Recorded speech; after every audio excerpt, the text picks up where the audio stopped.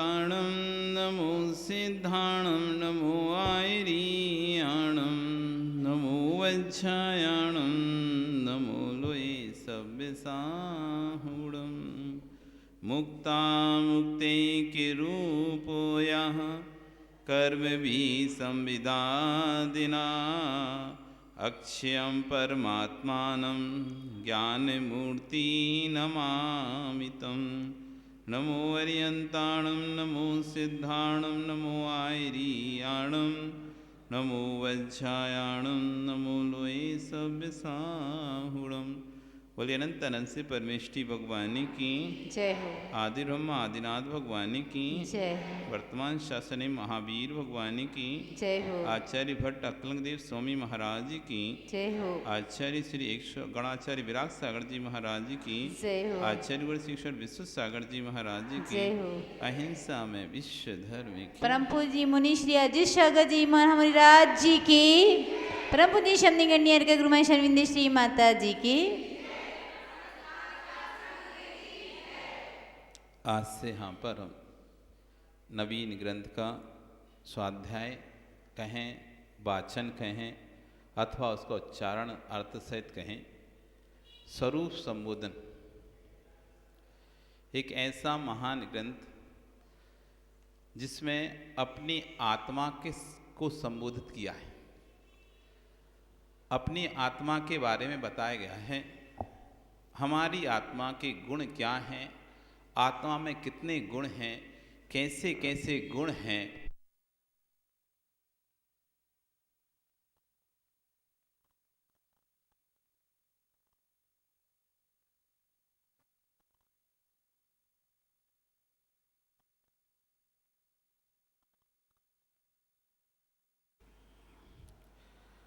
उन अनंत गुणों की व्याख्या, आत्मा के अंदर जो गुण हैं उनकी व्याख्या का कोई ग्रंथ है तो स्वरूप संबोधन।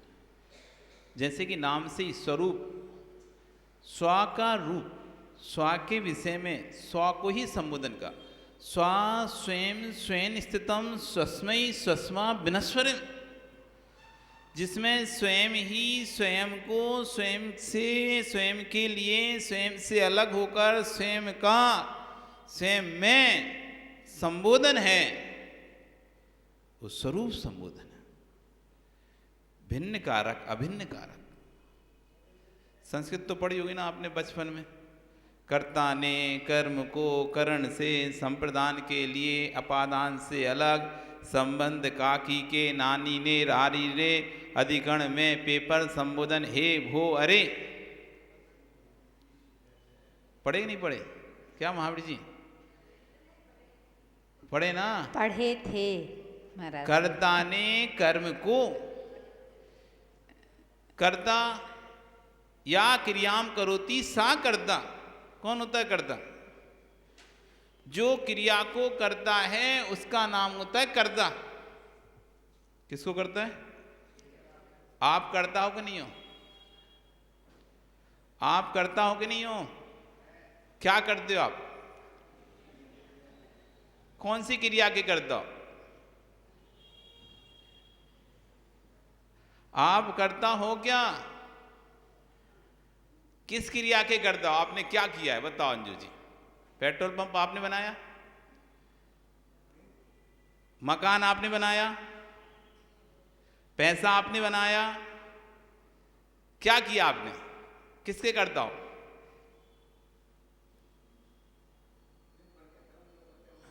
हैं?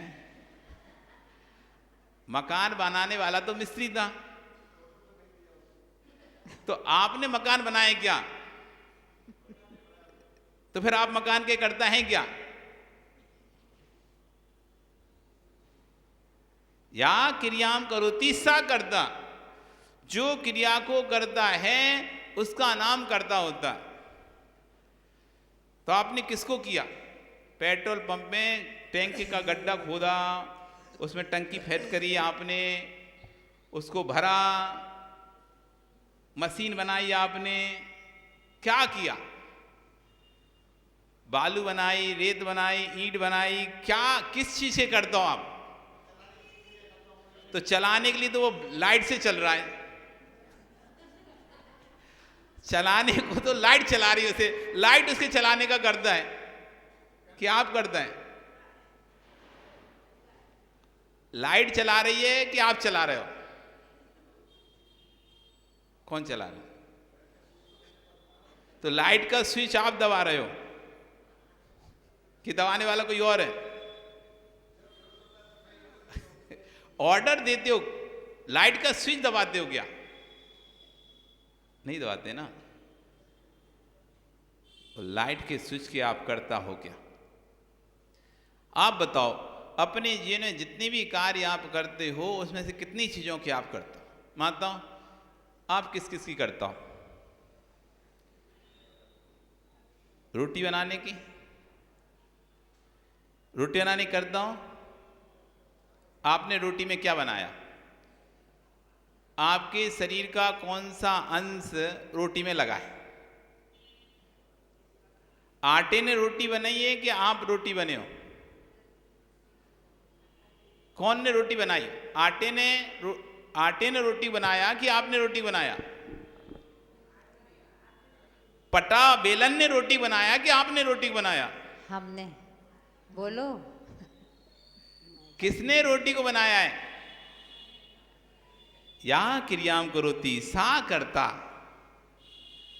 जो क्रिया को करता है उसका नाम करता है। आपने क्या क्रिया की है? आप आटा बने, आप लोई बने, आप पटा बेलन पे पिसे, क्या किया आपने?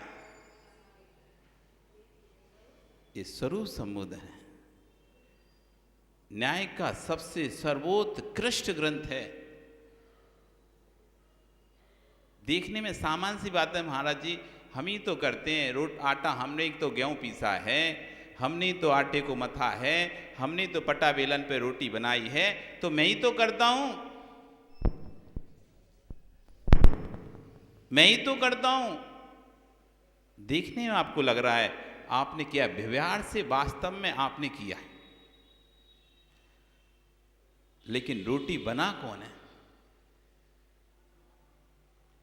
रोटी बना कौन है? कौन बना रोटी? तो उस रोटी का कर्ता कौन हो गया? उस रोटी को किसने बनाया? आपने तो सिर्फ अपने भावों को बनाया है कि मुझे इस आटे से रोटी बनाना है, ये भाव आपने बनाया है। बाकी की तो सब क्रियाएं चल रही। फिर अब आप अपने भावों की करता है। आप ना आटे के करता है, ना रोटी के करता है, ना जमीन के, ना जायदाद के, मकान के, किसी के करता नहीं है। आप सिर्फ अपने परिणामों के करता है। मुझे मेरा मकान है, मेरा पंप है, इस मेरे पंप करने के भाव के आप करता है। या क्रियाम करोति सा करता, आप अपने परिणामों को करने के करता है। किसको करने के करते हैं आप? आप सिर्फ अपने परिणामों को ही कर रहे हैं। वस्तु व्यवस्था व्यवस्थित है, आप अपने सिर्फ परिणामों को ही कर रहे हैं। वस्तु व्यवस्था व्यवस्थित है। हम वस्तु व्यवस्था को व्यवस्थित करने के भावों को तो कर सकते हैं, लेकिन वस्तु व्यवस्था को व्यवस्थित नहीं कर सकते। आप तीन चीजों को समझना पड़ेगा आपको। यदि सर्व संबंध समझना है, ग्रंथ को समझना है, तो तीन चीजों को, वस्तु विवक्षा, वस्तु स्वतंत्रता और वस्तु व्यवस्था, किन तीन चीजों से समझना पड़ेगा? वस्तु विवक्षा, वस्तु व्यवस्था और वस्तु स्वतंत्रता। वस्तु विवक्षा, किस विवक्षा से कौन सी वस्तु कैसी है, किस विवक्षा से कौन सी वस्तु कैसी है। जब तक कि विवक्षा समझ में नहीं आएगी तब तक वस्तु समझ में नहीं आ सकती। बाजार, कभी मेले में गए? मेले में आप लोग छोटे में तो गए होंगे ना, तो उसमें वहां पर जाते चश्मा खरीदता था, कोई कुछ खरीदता था, कोई काला पन्ना नीली पन्नी का, कोई लाल पन्नी का, कोई किसी पन्नी का चश्मा खरीदता था। तो शांतिलाल, जैसा अपन चश्मा खरीदते हैं वस्तु वैसी दिखती नहीं दिखती। अंजू तुमने लाल चश्मा लगा लिया तो सामने कैसी वस्तु दिख रही तुमको? लाल दिख रही। नीला लगा लिया तो नीला दिख रही है, पीली लगाई तो पीली दिख रही है, हरी लगा ली तो हरी दिख रही है। अब तुम कह रहे वस्तु हरी है, दूसरा कह रहा वस्तु लाल है, तीसरा कह रहा वस्तु पीली है। अब बताओ वस्तु कैसी है? कैसी है वस्तु? हरी है, लाल है, नीली है कि पीली है? सुरेश कैसी है? क्या है वस्तु का वास्तविक स्वरूप? वस्तु अपने वास्तविक स्वरूप में है, उस वस्तु का वास्तविक स्वरूप है क्या? यही विषय बताता है स्वरूप संबोधन। जब तक स्वरूप के बारे में बोध नहीं होगा तब तक आत्मा का शोध नहीं होगा। जब तक स्वरूप का बोध नहीं होगा तब तक आत्मा का शोध नहीं होगा, और जब तक आत्मा का शोध नहीं होगा तब तक आत्म तत्व का बोध नहीं होगा। और जब तक आत्म तत्व का बोध नहीं होगा तो आत्म तत्व की प्राप्ति हो ही नहीं सकती। हम कहते तो हैं जीव अलग पुद्गल अलग, यही तत्व का सार। भेद विज्ञान करो, भेद विज्ञान करो, भेद विज्ञान करो। क्या करना है भेद विज्ञान में? जीव अलग है और पुद्गल अलग है। जीव अलग है, पुद्गल अलग है, हो गया भेद विज्ञान। जीव अलग है, पुद्गल अलग है, मात्र इतने शब्द रटने से कभी भेद विज्ञान नहीं होता। पहले भेद विज्ञान का ही अर्थ समझ में आ जाए तब तो फिर जीव पुद्गल का अर्थ समझ में आएगा। भेद विज्ञान ही किसे कहते हैं? भेद यानी पृथकीकरण। जीव अलग है, पुद्गल अलग है, ये तो सिर्फ मात्र भेद है, विज्ञान नहीं है। जीव अलग है, पुद्गल अलग है, ये तो क्या है? भेद है, विज्ञान नहीं है। विज्ञान विशिष्ट ज्ञानम इति विज्ञानम, विशिष्ट ज्ञान इति विज्ञान। अब जीव, ये जीव है, ये पुद्गल है, ये जीव है, ये पुद्गल है। ये जीव जो है वो कैसा है इसका ज्ञान करना, ये पुद्गल है ये कैसा है इसका ज्ञान करना, ये है विज्ञान। भेद करने के बाद उस पदार्थ के बारे में बोध होना, उसका नाम है विज्ञान। जब दोनों एक साथ होते हैं तब जीव को होता है भेद विज्ञान। जब तक स्वरूप का बोध नहीं होगा, आत्मा का शोध नहीं होगा, आत्मा का शोध नहीं होगा तो तत्व का निर्णय व्यक्ति का हो नहीं सकता।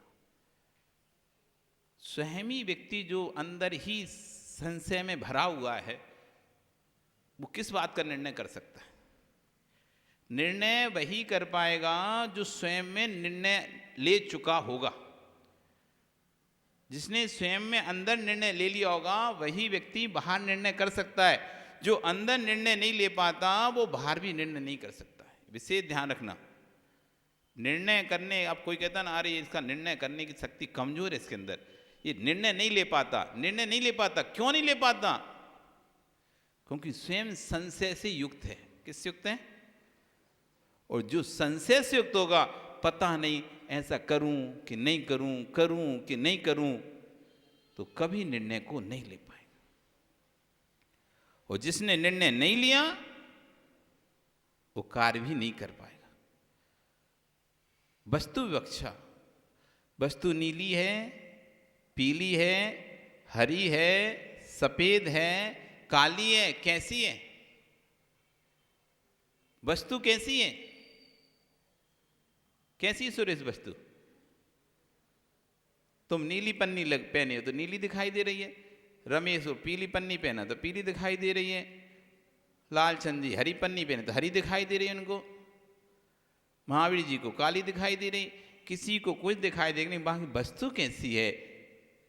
क्या जो तुमको दिखाई दे रही वो सत्य है या असत्य है? जो तुमको वस्तु दिखाई दे रही है नरेश, वो सत्य है कि असत्य है? किसी को पीली, किसी को नीली, किसी को लाल, किसी को हरी जो वस्तु दिखाई दे रही है, क्या वो वस्तु सत्य दिखाई दे रही है कि असत्य दिखाई दे रही है? कैसी दिखाई दे रही कमल? क्या सत्य है? क्या सत्य है? बोलो ना जोर से, कान कान पवित्र करो हमारे। हैं? सत्य क्यों है और असत्य क्यों है?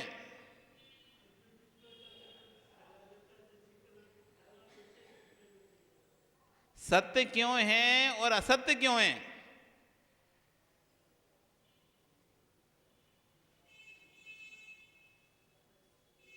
सत्य क्यों?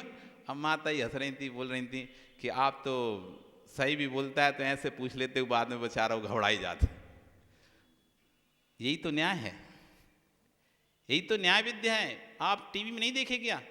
वो वकील खड़ा रहता है, वो कटहरे में एक व्यक्ति खड़ा रहता है, ऐसे प्रश्न करता है, ऐसे प्रश्न करता है। वो कटहरे में खड़ा हुआ जो व्यक्ति है, चाहे वो गवाह हो, चाहे मुजरिम हो, चाहे फरियादी हो, कैसा घबरा जाता है। और फिर अड़बड़ सड़बड़ कुछ भी सोच के कुछ भी आया हो। वो हमको जब गृहस्थ में थे तो एक बार एक गवाही देने जाना था, एक चोरी की गवाही देने जाना था कि चोरी की है इसने व्यक्ति ने। तो वकील ने हमको खूब समझा के भेजा, ऐसा ऐसा बोलना, ऐसा ऐसा बोलना, ऐसा ऐसा। हाँ बिल्कुल रट रट के गए थे हम, कैसा कैसा बोलना है। लेकिन जैसे ही वहां पहुंचे उसने ऐसे प्रश्नों की झड़ी लगा दी, ऐसे प्रश्नों की झड़ी लगा दी। अब एक हमसे चूक हो गई, बस जज साहब देखिए, लिखिए, पॉइंट नोट कीजिए। अब जैसे ही वो घबरा गए, अब घबरा गए तो फिर भाई एक बार जो ट्रैक खत्म हुआ तो फिर तो समझ लो केस गया हाथ से। वो इतना एक ही प्रश्न को 3 बार ऐसे पूछ लेगा कि आपको खुद लगने लगेगा पता नहीं मैं सही बोल रहा हूं कि नहीं बोल रहा, कहीं झूठ तो नहीं बोल रहा मैं। तो अंजू बताओ, हमने पहले से बता दिया सब तुमको, लाल चश्मा पहना है एक व्यक्ति, हरा पहना है, एक नीला पहना है, एक पीला पहना है, सब अलग अलग प्रकार के चश्मे पहने हुए हैं, सब वस्तु को अलग अलग रूप में देख रहे हैं। तो क्या वो सत्य देख रहे हैं कि असत्य देख रहे हैं?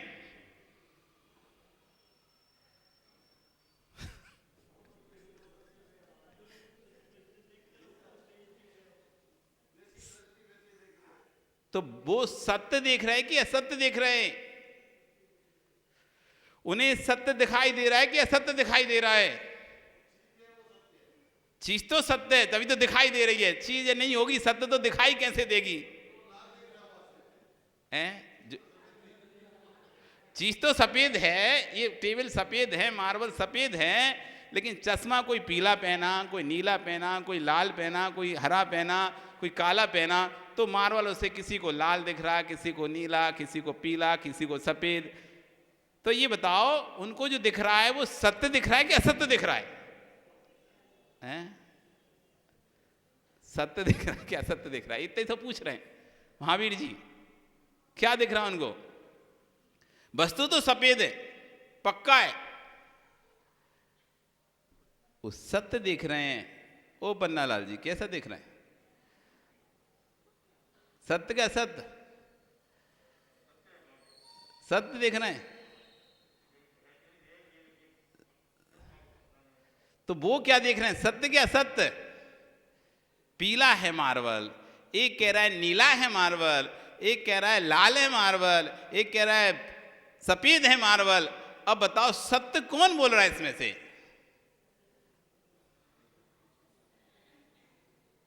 जब तक ये बात समझ में नहीं आएगी आपको कि सत्य कौन बोल रहा है, तब तक आप कभी भी जिन धर्म को, आप जैन धर्म की क्रियाओं को तो बहुत आसानी समझ सकते हो, लेकिन जैन दर्शन को नहीं समझते। क्योंकि जैन धर्म में 2 पक्ष हैं। जैन धर्म सिर्फ पूजा पाठ का पक्ष नहीं है अकेला मात्र। जैन धर्म स्तुति पूजा पाठ भक्ति का मात्र पक्ष नहीं है, और स्तुति पूजा पाठ भक्ति से जैन धर्म की सुरक्षा नहीं हो सकती। यदि दर्शन पक्ष का बोध नहीं है, कल को कोई व्यक्ति आके आपको प्रश्न कर देगा, यदि आपको दर्शन पक्ष का बोध नहीं है, आप भई मात खा जाओगे, आपकी पूजा कोई काम में नहीं आएगी। हमको आदिनाथ भगवान की पूजा याद है, वो सुना दें क्या? उसे पूजा नहीं चाहिए। वो तो ये पूछ रहा है ये मार्बल है किसी को नीला दिखाई दे रहा है, किसी को पीला दिखाई दे रहा है, किसी को लाल दिखाई दे रहा है, किसी को काला दिखाई दे रहा है, तो क्या ये वो जो उसको जो दिखाई दे रहा है वो सत्य दिखाई दे रहा है? अब को नहीं, हमें तो आदिनाथ की पूजा याद है, वो सुना दें क्या? महावीर की पूजा याद है, वो सुना दें क्या? स्त्रोत याद है हमें, तो इससे उसका क्या निर्णय दे पाओगे आप? क्रिया पक्ष, दर्शन पक्ष। जैन धर्म के दो पक्ष, क्रिया पक्ष, दर्शन पक्ष। क्रिया पक्ष के साथ साथ दर्शन पक्ष का बोध होना जरूरी है यदि आपको अपने धर्म की रक्षा करना है तो। यदि दर्शन पक्ष का बोध नहीं है तो आप धर्म की रक्षा नहीं कर सकते। क्रियाओं से रक्षा नहीं होती, दर्शन से पक्षी। जिस धर्म का दर्शन है वो धर्म आज भी जीवित है, और जिस धर्म का दर्शन नहीं है वो धर्म चला गया। एक चारवाक हुआ था, चारवाक, उसके दर्शन को किसी ने नहीं स्वीकार किया, उसका नामो निशान नहीं भारत में। उसका सिद्धांत था यावत जीवम सुखम जीवेत ऋणम घृत्वा घृतम पिबेत भस्मीभूत देहस्य पुनर्आगमा कुतः। यावत जीवम सुखम जीवेत, जब तक जियो सुख से जियो। ऋणम घृत्वा घृतम पिबेत, घर में खाने को ना हो तो ऋण लेके घी पियो। भस्मीभूत देह से, जब ये देह भस्मीभूत हो जाएगी, नष्ट हो जाएगी, पंच तत्व में विलीन हो जाएगी, पंचभूत में विलीन हो जाएगी, भूत चतुष्टय में विलीन हो जाएगी, पुनर्आगमा कुतः, फिर कहाँ आगमन? किसने देखा स्वर्ग, किसने देखा नरक? इस सिद्धांत को मानने वाला था, उसने अपने स्थान बना के रखे थे। जिस स्थान में कोई भी प्रवेश कर जाता था, अब वहां कोई संबंध नहीं रहता था, ना माता का, ना बहन का, ना स्त्री का, सब एक संबंध। ऐसे स्थानों को उसने तैयार किया था, लेकिन वो भारत की संस्कृति उसको स्वीकार नहीं की। भारत की संस्कृति उसको स्वीकार नहीं किया, और सभी दर्शन उसको मिलकर खदेड़ दिया भारत से। आज वो दर्शन नहीं है तो धर्म भी नहीं है। इसलिए दर्शन ही जीवंत रखता है धर्म को, दर्शन ही जीवंत रखता है धर्म को। इसलिए दर्शन का बोध होना जरूरी है, और दर्शन का बोध होने के लिए आपको तीन चीजों का बोध होना बहुत आवश्यकता होगा: वस्तु विवक्षा, वस्तु व्याख्या और वस्तु स्वतंत्रता। और जब तक ये तीन बातें आप अच्छे से अपने दिमाग में बैठा नहीं लोगे, तब तक आप अपना दर्शन को सुरक्षित नहीं कर पाओगे। कोई आके प्रवीण आज तुमसे पूछ ले, बताइए जैन दर्शन क्या है, तो क्या उत्तर दोगे? छगन लाल जी कोई पूछ ले जैन दर्शन क्या है, तो क्या उत्तर दोगे? रात में भोजन नहीं करना, पानी छान के पीना, रोज मंदिर जाना, हो गया यही जैन दर्शन। यही है ना? क्या है जैन दर्शन? तुम बताओ रमेश, क्या है जैन दर्शन? पानी छान के पीना, रात में भोजन नहीं करना, और रोज मंदिर जाना, अभिषेक करना, पूजन कर लेना, स्वाध्याय कर लेना, महाराज को माता जी को आड़ दे लेना, प्रवचन सुन लेना, हो गया। यही है जैन दर्शन। क्या इसी को जैन दर्शन मानते हैं क्या? ये जैन दर्शन नहीं है, ये तो जैन दर्शन की क्रियाएं हैं। जैन दर्शन में होने वाली क्रियाएं हैं, ये जैन दर्शन नहीं है। ये तो जैन दर्शन में होने वाली क्रिया है, ये तो चिन्ह है। जैन दर्शन में रहने वाले श्रावक के चिन्ह है: पानी छान कर पीना, रात्रि भोजन नहीं करना, और नित्य देव दर्शन करना। ये जैनी के चिन्ह हैं। बुंदेलखंड में कहावत है, कनक कलेवा छन्ना, ये जैनी के चिन्ह। कनक कलेवा छन्ना, कनक आटा, कलेवा नाश्ता, छन्ना पानी छानने कपड़ा। कई भी जैन बंधु जाते थे, यात्रा पे जाएं, व्यापार करने जाएं, तो अपने से अपना नाश्ता लेके जाते थे, थोड़ा सा आटा घी मीट लेके जाते थे, और पानी छानने कपड़ा लेके जाते थे। कहीं भी अपने निकाले छाने और अपने बना के खा ली टिक्कर। तो जैन दर्शन में श्रावक के चिन्ह हैं, क्रियाएं हैं।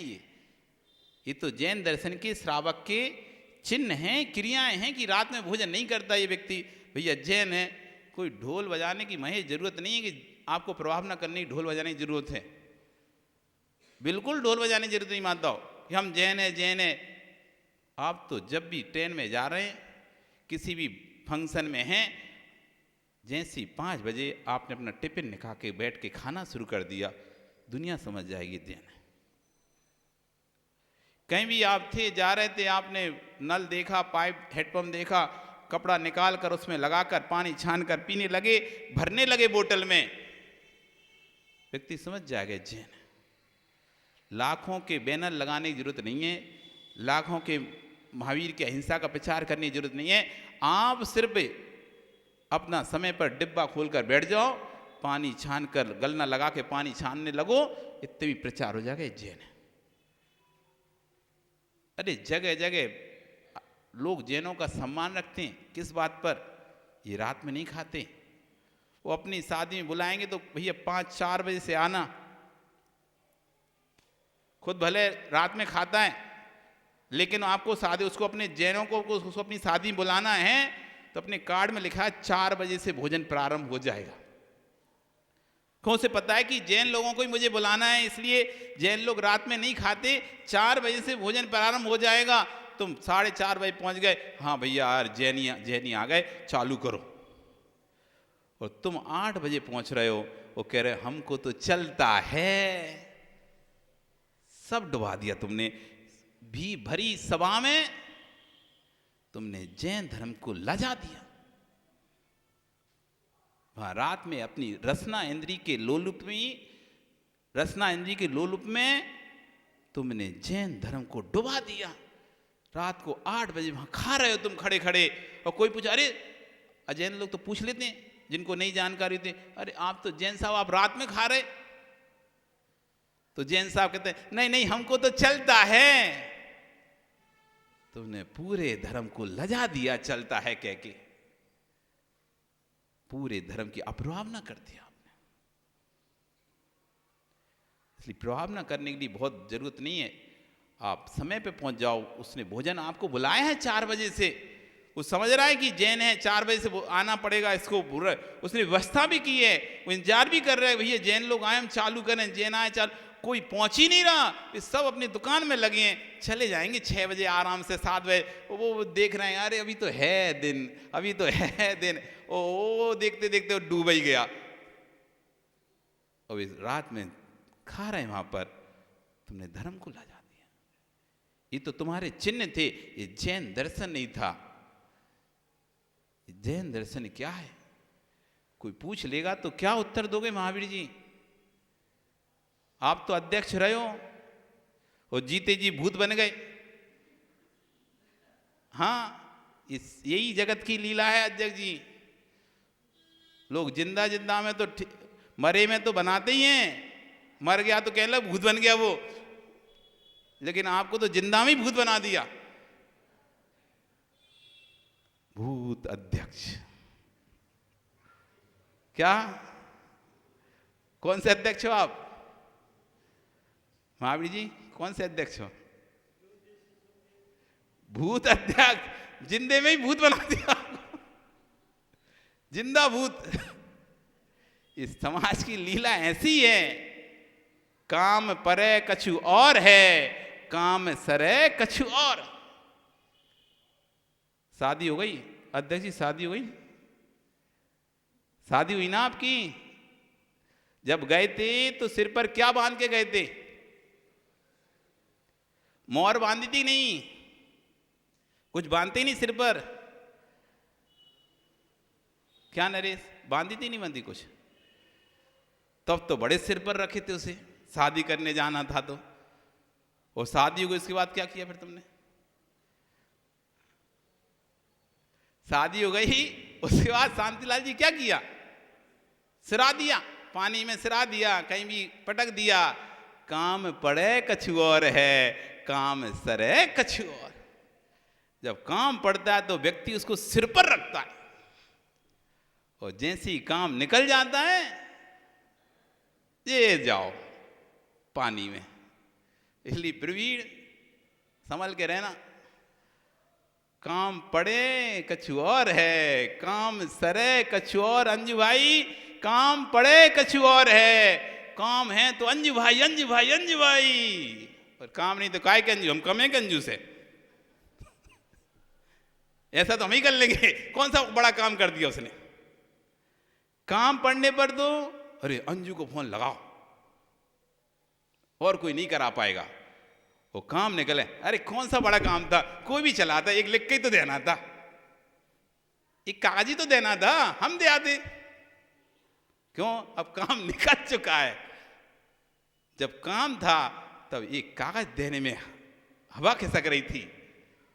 काम पड़े कछु और है, काम सरे कछु और। ध्यान रखना, जिन दर्शन को समझना है तो वस्तु की वक्षा को समझना पड़ेगा। भूल तो नहीं गए? कैसा है मार्बल? लाल, नीला, पीला, कैसा है? कैसा है कि सफेद? तो जो पीला बोल रहा है वो झूठ बोल रहा है कि सही बोल रहा है? कि झूठ बोल रहा है? सही बोल रहा है। तो वो सत्य है या असत्य है? वस्तु वक्षा। जब तक वस्तु वक्षा को नहीं समझोगे तब तक लड़ाई होगी, झगड़ा होगा। झूठ बोल रहा है, मैं देख के आऊं नीला है, वो कह रहा है नहीं मैं देख के आऊं पीला है, वो कह रहा है नहीं मैं देख के आऊं सफेद है। आपस में झगड़ रहे हैं, लड़ रहे हैं। उन सबके चश्मे आपको उतारना पड़ेगा, क्योंकि जो देखा है, जो तुमने देखा है वो तुम्हारे चश्मे पे चढ़ी हुई पन्नी का असर था। ये पन्नी उतार कर देखो, तब वस्तु सही दिखेगी। वस्तु को देखना है तो कसाई की पन्नी उतारना पड़ेगी, पंथ की पन्नी उतारना पड़ेगी, संत की पन्नी उतारना पड़ेगी। जो आंखों पे संत की पन्नी पड़ी है, पंथ की पन्नी पड़ी है, राग की पन्नी पड़ी है, ये सारे पन्नियों को उतारना पड़ेगा, तब जाके वस्तु आपको सही दिखेगी। और जब तक तुम पन्नियां पहने रहोगे तब तक तुम्हें सत्य वस्तु नहीं दिखेगी। और जो देखेगी आप उसको सत्य बोलते रहोगे, उसको सत्य बोलते रहोगे, लेकिन आप सत्य से बहुत दूर रहोगे। तुम पीला ही पीला चिल्लाते रहो मार्बल, तुम सफेद स्वीकार ही नहीं करोगे, क्योंकि तुमने चश्मा पीला लगा के रखा है। जब तक पीला चश्मा नहीं हटेगा तब तक तुमको सत्य दिखाई नहीं देगा, और जब तक सत्य दिखाई नहीं देगा तो तुम सत्य पर चल भी नहीं पाओगे। इसलिए बहुत जरूरी है वस्तु विवक्षा को समझ। आज आपका समय हो गया, कल हम यहाँ पर वस्तु विवक्षा की और यहाँ पर चर्चा करेंगे। कल आओगे ना? अभी तो ग्रंथ का सिर्फ मंगलाचरण चल रहा है, ये तो ग्रंथ के बारे में अभी आगे बात ही नहीं हुई। अभी तो ग्रंथ के मंगलाचरण में जब इतना न्याय है तो ग्रंथ के मंगलाचरण में कितना न्याय होगा। और जब ग्रंथ के मंगलाचरण में इतना न्याय भरा हुआ है तो संपूर्ण ग्रंथ में कितना न्याय की, कितनी तार्किक। एक बार जिसने स्वरूप संबोधन पढ़ लिया उसकी बुद्धि खुल जाती है। इसलिए छोड़ना नहीं, घर के काम छोड़ते हैं छूट जाएं, लेकिन ग्रंथ नहीं छूटना चाहिए। कल से आपको सबको मिल जाएगी इसी प्रति। तो कल फिर पुनः मिलेंगे। बोली भगवान महावीर स्वामी की।